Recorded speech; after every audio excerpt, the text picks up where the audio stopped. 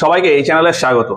Inflation বা মুদ্রাস্ফীতির কারণ নিয়ে আমাদের আজকের এই প্রতিবেদন। এই প্রতিবেদনে আমরা যে বিষয়গুলো কভার করব সেগুলো হলো যে ইনফ্লেশন বা মুদ্রাস্ফীতির পেছনে মেইন কি কি কারণ থাকে, কারণগুলোর ভিত্তিতে মুদ্রাস্ফীতি বা ইনফ্লেশন কত রকমের হয়।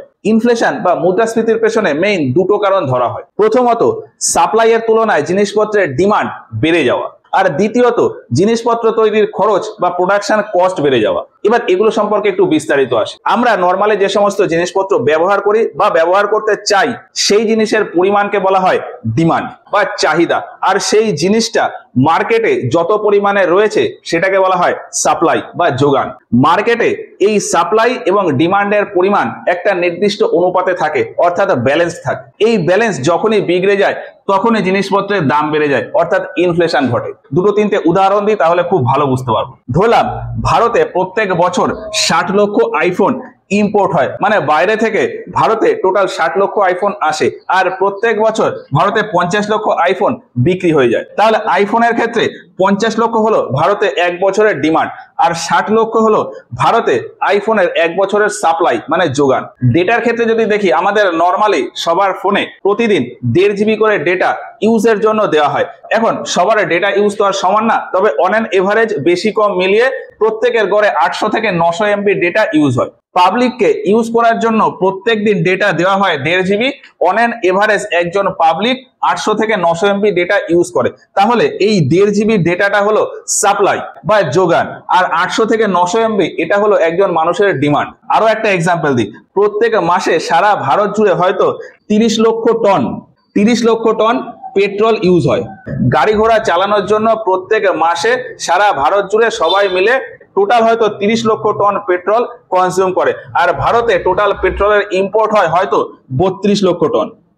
তাহলে পেট্রোলের ক্ষেত্রে ভারতে সাপ্লাই হচ্ছে 32 লক্ষ টন, আর ভারতে পেট্রোলের ডিমান্ড হলো 30 লক্ষ টন। এখানে আমরা যে তিনটে জিনিসের ক্ষেত্রে বললাম, এই রকম মার্কেটে প্রত্যেকটা জিনিসের ক্ষেত্রেই সাপ্লাই আর ডিমান্ডের ভেতর একটা নির্দিষ্ট অনুপাত থাকে, যে সাপ্লাই এত হয় এর রেসপেক্টে এত পার্সেন্ট মার্কেটে ডিমান্ড থাকে। এটাকেই বলা হয় সাপ্লাই আর ডিমান্ড ব্যালেন্স হয়ে যাওয়া।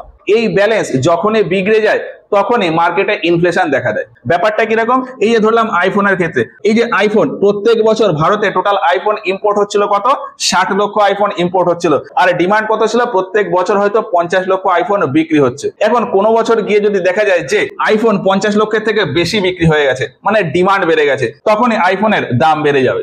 আবার কোনো সিচুয়েশনে গিয়ে দেখা গেল যে এই যে 60 লক্ষ আইফোন ইম্পোর্ট হচ্ছিল, এটা হয়তো 60 লক্ষের থেকে কম ইম্পোর্ট হয়ে গেল, হয়তো 55 লক্ষ বা 54 লক্ষ ইম্পোর্ট হয়ে গেল। তার মানে সাপ্লাই এর পরিমাণ কমে গেল। যখনই সাপ্লাই এর পরিমাণ কমে যাবে আর ওদিকে ডিমান্ড যদি সেম থাকে আমি দেখি, সেক্ষেত্রে এই সাপ্লাই এর তুলনায় ডিমান্ড কিন্তু রিলেটিভলি বেড়ে গেল, ফলে জিনিসপত্রের দাম অটোমেটিক্যালি বেড়ে যাবে। আমি পেট্রোলের ক্ষেত্রে যদি বলি, প্রত্যেক মাসে 32 লক্ষ টন পেট্রোল ইম্পোর্ট হচ্ছিল, কনজিউম হয়ে যাচ্ছে কত, 30 লক্ষ লিটার। তাহলে 2 লক্ষ লিটার আমার রিজার্ভে থেকে যাচ্ছে।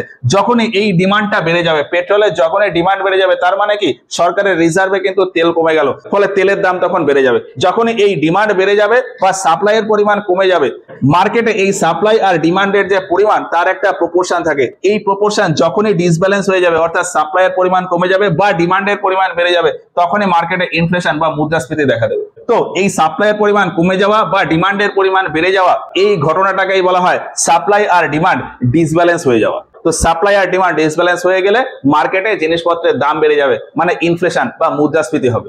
আর এই সাপ্লাই আর ডিমান্ডের জন্য মার্কেটে যে ইনফ্লেশন হয় বা মুদ্রাস্ফীতি হয়, তার একটা আলাদা নাম আছে, যেটাকে বলা হয় ডিমান্ড পুল ইনফ্লেশন। এই যে এখানে লিখেছি, সাপ্লাই আর ডিমান্ডের জন্য মার্কেটে যে ইনফ্লেশন হয় সেটাকে বলা হয় ডিমান্ড পুল ইনফ্লেশন। এবার এই ডিমান্ড কেন বেড়ে যায় বা সাপ্লাই কেন কমে যায়, তার পেছনেও বিভিন্ন রকম কারণ থাকে, সেটা একটু পরে আসছি। কি বললাম, ইনফ্লেশনের পেছনে সাপ্লাই আর ডিমান্ডের ডিসব্যালেন্স হয়ে যাওয়া একটা বড় কারণ। আর ইনফ্লেশনের পেছনে সেকেন্ড যে কারণ সেটা হলো প্রোডাকশন কস্ট বেড়ে যাওয়া। প্রোডাকশন কস্ট বা সেলিং কস্ট বা ট্রান্সপোর্টেশন কস্ট বা অ্যাডভার্টাইজমেন্ট কস্ট, এগুলো বেড়ে যাওয়ার জন্য জিনিসপত্রের দাম বেড়ে যায়, মানে ইনফ্লেশন হয়। আমরা যে জিনিসটা উপভোগ করছি বা কনজিউম করছি, সেই জিনিসটা তৈরি করতে গিয়ে বা সেই জিনিসটা আমার কাছে আসতে গিয়ে যে খরচ হচ্ছে, ওই জিনিসের পেছনে যে খরচ হচ্ছে, সেই খরচগুলো যদি বেড়ে যায়, তাহলে আমি যে জিনিসটা কনজিউম করছি তার দামও বেড়ে যাবে। তো ওই জিনিসের পেছনে দাম বেড়ে যাওয়া যাওয়া তার মানেই হলো প্রোডাকশন কস্ট বেড়ে যাওয়া। ফলে ওই প্রোডাকশন কস্ট বেড়ে যাওয়ার জন্য এদিকে জিনিসপত্রের দাম বেড়ে যাবে,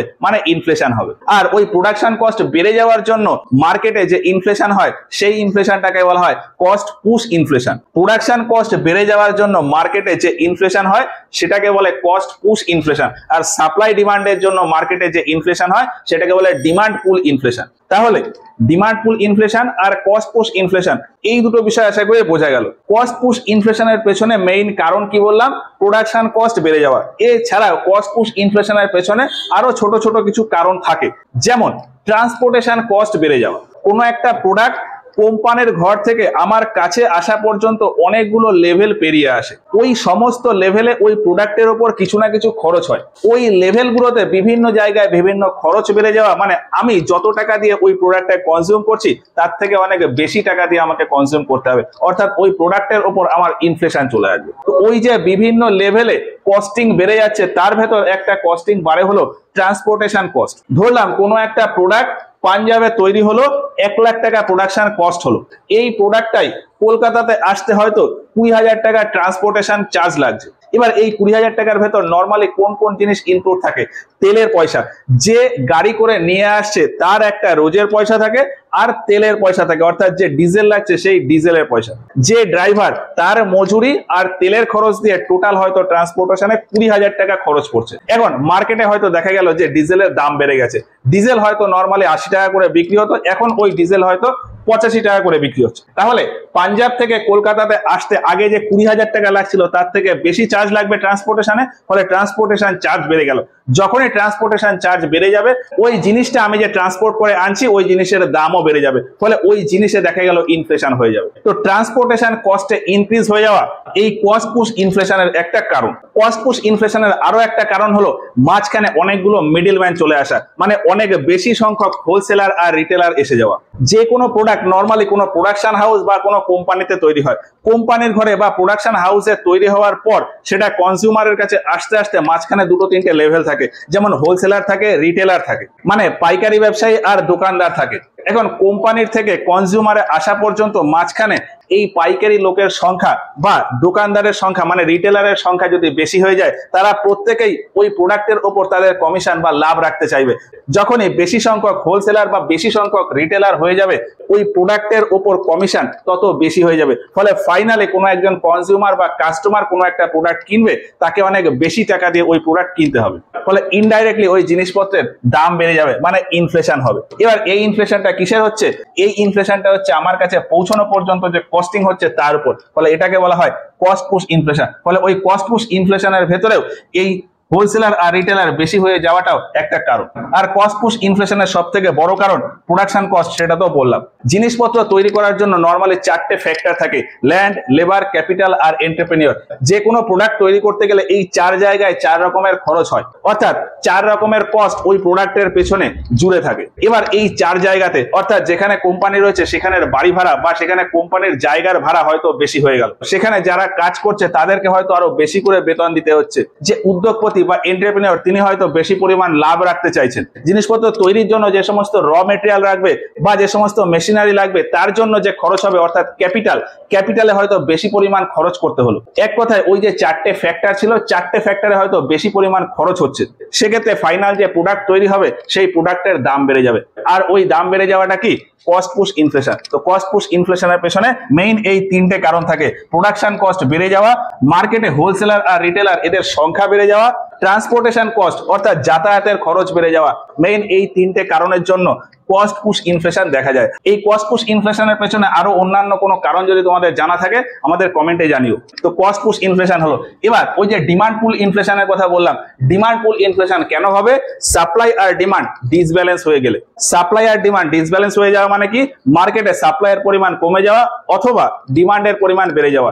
মার্কেটে সাপ্লাই কমে গেলে বা ডিমান্ড বেড়ে গেলে সেটাকেই বলা হয় সাপ্লাই আর ডিমান্ড ডিসব্যালেন্স হয়ে যাওয়া। এবার মার্কেটে এই সাপ্লাই কমে যায় কেন? মার্কেটে সাপ্লাই কমে যাওয়ার পেছনেও বিভিন্ন কারণ থাকে, ডিমান্ড বেড়ে যাওয়ার পেছনেও বিভিন্ন কারণ থাকে। তো সাপ্লাই কেন কমে যায় সেটা প্রথমে বলি। মার্কেটে সাপ্লাই বিভিন্ন কারণে কমে যেতে পারে, তার ভেতর একটা হলো লেস প্রোডাকশন, মানে প্রোডাকশন কমে যাওয়া। মার্কেটে যত জিনিসপত্র আছে সেটা কোথাও না কোথাও প্রোডাকশন হচ্ছে, ওই প্রোডাকশন যদি কমে যায় তাহলে মার্কেটে ওই জিনিসপত্রের পরিমাণও কমে যাবে। মার্কেটে জিনিসপত্রের পরিমাণ কমে যাওয়া মানে ওই জিনিসের সাপ্লাই কমে যাওয়া। সাপ্লাই ডিক্রিজের আরেকটা কারণ হলো হাই এক্সপোর্ট। দেশের ভেতর টোটাল যত প্রোডাকশন হচ্ছে সেই প্রোডাকশনকে আমি যদি দেশে সাপ্লাই হিসেবে ব্যবহার করি তাহলে হয়তো দেশের ডিমান্ডকে ফুলফিল করা যায়, কিন্তু যত সাপ্লাই মার্কেটে রয়েছে তার থেকে বেশ কিছুটা অংশ আমি যদি বাইরে এক্সপোর্ট করে দিই তাহলে আমার দেশে কিন্তু সাপ্লাইয়ের পরিমাণ কমে যাবে, আর দেশে সাপ্লাইয়ের পরিমাণ কমে গেলে এদিকে ইনফ্লেশন বাড়বে। ইকোনমিক্সে একটা ভালো সিচুয়েশন হলো যে আমি যদি কোনো জিনিস বাইরে এক্সপোর্ট করতে পারি তাহলে আমার ইকোনমি ভালো স্ট্রং হবে। ভারতের ক্ষেত্রেও ঠিক তাই।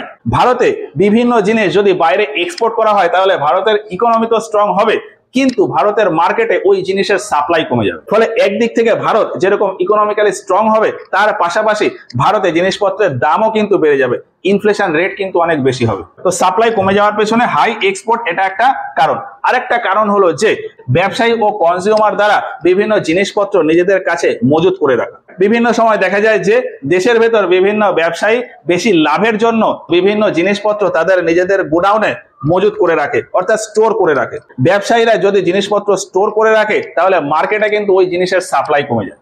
ব্যবসায়ীরা যেরকম বেশি লাভের জন্য বিভিন্ন জিনিসপত্র নিজেদের কাছে স্টোর করে রাখে, সেই রকম কাস্টমার বা কনজিউমারও বিভিন্ন জিনিস বিভিন্ন কারণে নিজেদের কাছে মজুত করে রাখে। লাস্ট 2 বছর ধরে দেখা যাচ্ছে যে বিভিন্ন সময় রাশিয়া ইউক্রেনের যুদ্ধ খুব বড় আকার ধারণ করছে, বর্তমানে তো ইরান ইসরায়েলের যুদ্ধ একটা বড় আকার ধারণ করছে।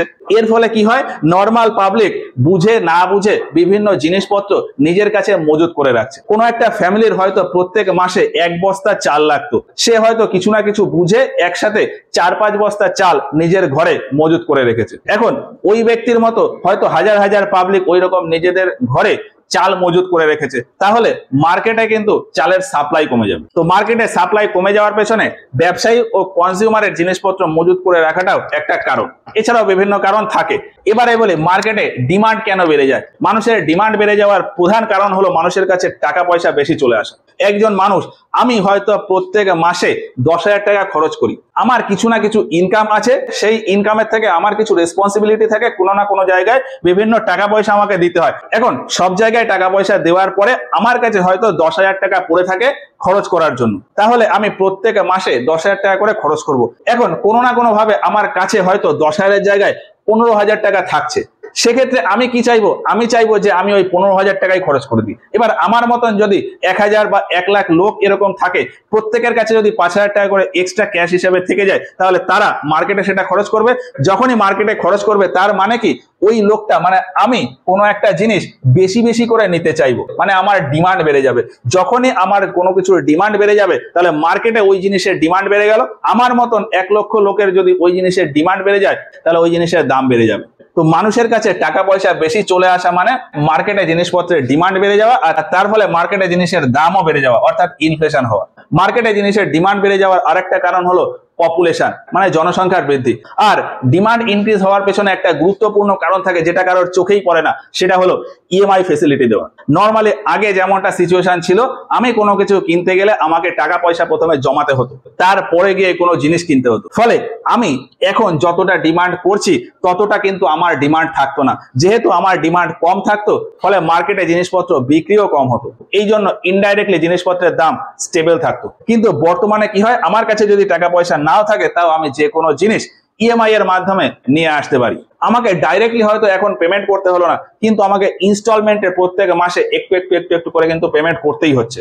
ইএমআই ফেসিলিটি দেওয়ার জন্য আমি যে জিনিসের ডিমান্ড আগে করতাম না, সেই জিনিসেরও ডিমান্ড এখন খুব সহজেই করে ফেলছি।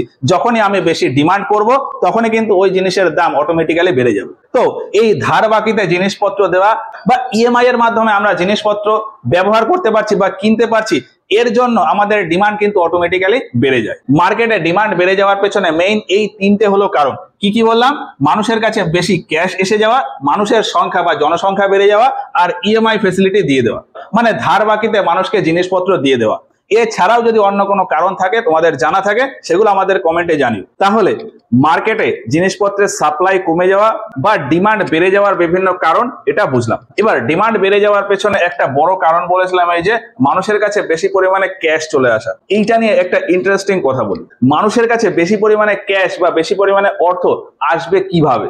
মানুষের কাছে বেশি অর্থ আসার প্রাথমিক সোর্স হলো তার বেশি বেশি ইনকাম হওয়া, অর্থাৎ তার এমপ্লয়মেন্ট ভালো হওয়া। কোনো মানুষ যদি সঠিক এমপ্লয়মেন্ট পায় আর তার কাজের পরিবর্তে যদি পর্যাপ্ত পরিমাণ অর্থ পায়, তাহলে তার কাছে বেশি বেশি পরিমাণ অর্থ আসতে পারে। কিন্তু আনফরচুনেটলি আমাদের ভারতবর্ষে এইরকমটা হয় না।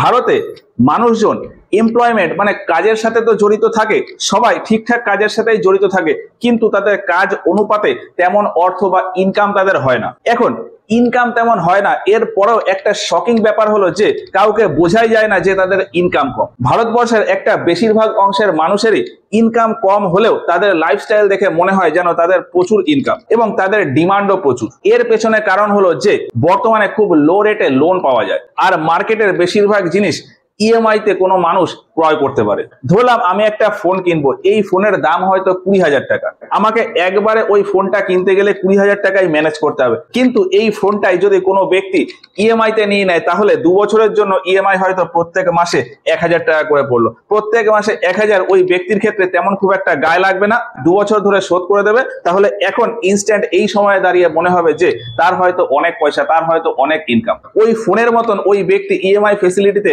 অন্যান্য বিভিন্ন জিনিস ডিমান্ড করবে। আলটিমেটলি গিয়ে দেখা যায় যে তার ইনকাম হয়তো কম, কিন্তু তার এক্সপেন্ডিচার অর্থাৎ তার ডিমান্ড সেটা অনেক বেশি। ওই ব্যক্তির মতন আরো বিভিন্ন ব্যক্তি তাদের ডিমান্ড বেশি হয়ে যাওয়ার জন্য সেটা ইনডাইরেক্টলি মার্কেটে ইনফ্লেশনের সৃষ্টি করে। তো এই ব্যাপারে আমরা আর খুব বেশি গেলাম না। ওভারঅল ইনফ্লেশন বা মুদ্রাস্ফীতির কারণ এই পুরো ব্যাপারটা আশা করি বোঝা গেল।